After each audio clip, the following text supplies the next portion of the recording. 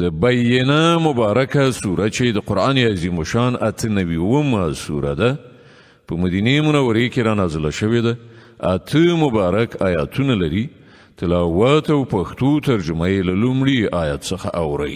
بسم الله الرحمن الرحیم. د الله په نوم چې ډیر زیات مهربان پورا رحم لرونکی دی.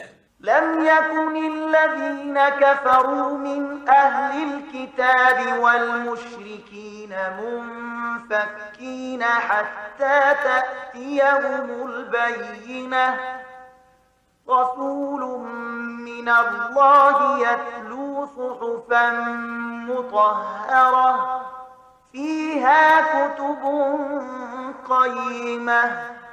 له اهل کتابو او مشرکانو څخه چې کوم خلک کافرو هغوی له خپل کفر څخه راګرځېدونکي نه وو تر څو چې هغو ته څرګند دلیل را نشي، یعنی د الله له لوري یو پیغمبر چې سپېڅلې صحیفې ولولي واوروي چې په هغو کې بیخي سمې صحیح لیکنې شوي وي. وما تفرق الذين أوتوا الكتاب إلا من بعد ما جاءتهم البينة.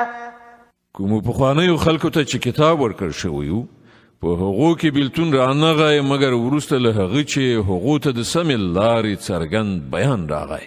وما أمروا إلا ليعبدوا الله مخلصين له الدين حنفاء ويقيموا الصلاة ويؤتوا الزكاة وذلك دين القيمة. او هغو ته پرته له دې بل هیڅ حکم نو ورکړی شوی چې د الله بندګي وکړي، خپل دین د هغه لپاره په خالص ګرځولو بیخي په یوه لاره لوري شي او لمونځ قایم کړي او زکات ورکړي. همدا ډیر زیات سم صحیح دین دی. إن الذين كفروا من أهل الكتاب والمشركين في نار جهنم خالدين فيها أولئك هم شر البرية. له اهل کتابو او مشرکانو څخه چې کوم خلک کافر شوي دي هغوی به ارومرو د دوزخ اور ته لاړ شي او د تل لپاره به پکې اوسیږي.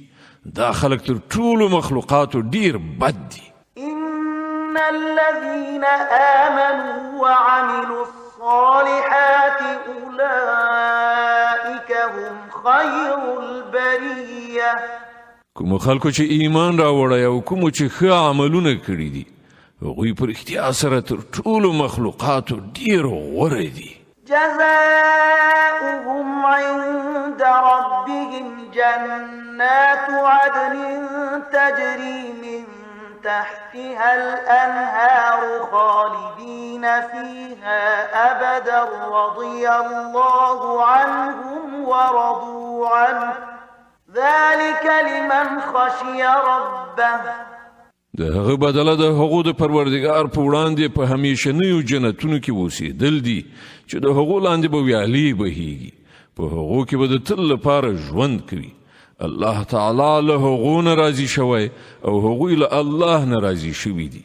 دا ټول د هغه چا لپاره دي چې هغه له خپل پروردګار نه ویره کړې وي.